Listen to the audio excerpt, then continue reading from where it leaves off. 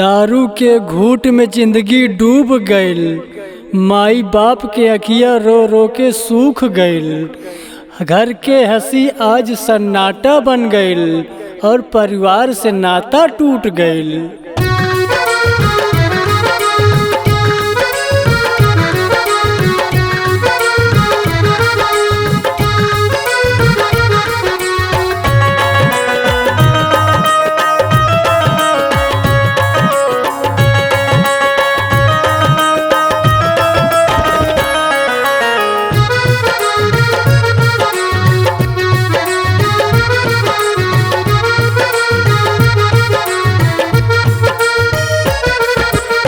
खाना ना मिले चाहे दाना ना मिले, खाना ना मिले चाहे दाना ना मिले, लोगवा दारू का दीवाना चाहे खाना ना मिले, लोगवा दारू का दीवाना चाहे खाना ना मिले।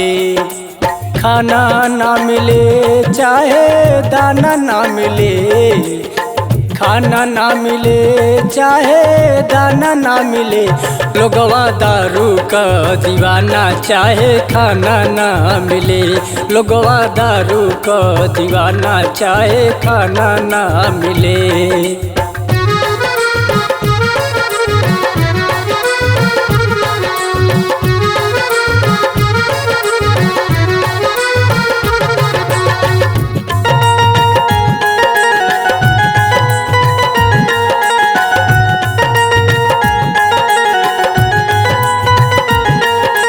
जाके बैठे ठेका पे फिर खूबे पिए शराब, जाके बैठे ठेका पे फिर खूबे पिए शराब।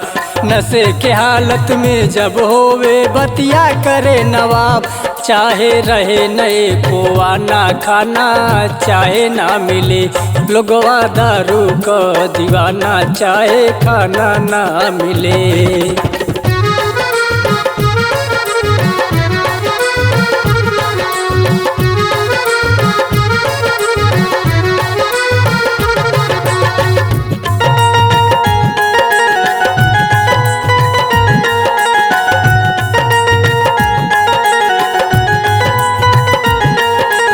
मेहर के सारे गहना बेचे बेचे माल खजाना, मेहर के सारे गहना बेचे बेचे माल खजाना।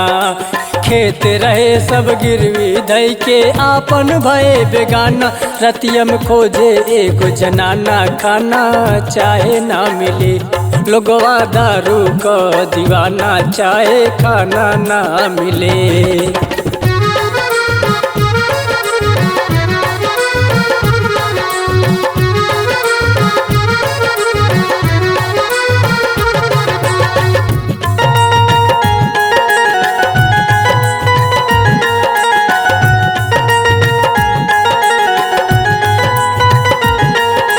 नायन कहता दारू छोड़ो जीवन ले सुधार, नायन कहता दारू छोड़ो जीवन ले सुधार।